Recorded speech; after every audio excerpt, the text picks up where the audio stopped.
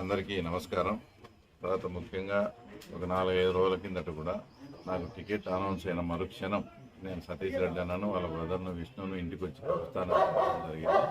అందులో భాగంగా ఈరోజు నేను ఇక్కడికి రావడం జరుగుతుంది. అందులో నేను రిక్వెస్ట్ చేసేది ఏంటంటే, అన్న నాకు ఈ అవకాశం అనేది నీ ద్వారానే వచ్చింది. నువ్వు ఆ రోజు ఇది చేసినందువల్లనే నేను అట్లా ఈ బాధ్యత తీసుకోవడం జరిగింది. కాబట్టి నేను కూడా మీకు 5 సార్లు ఎలక్షన్ చాలా సిన్సియర్గా చేసినాను. ఇప్పుడు నాకు తెలుగుదేశం పార్టీ తరఫున ఒక అవకాశం వచ్చింది. కాబట్టి మీరు కూడా తప్పకుండా నాకు కూడా నేను మీకు ఎలాగ చేశానో మీరు కూడా నాకు ఒక్కసారి అవకాశం ఇచ్చి అలాగే కూడా నా గెలుపుకు మీరు తోడ్పడాలని ఆయన అడిగాను.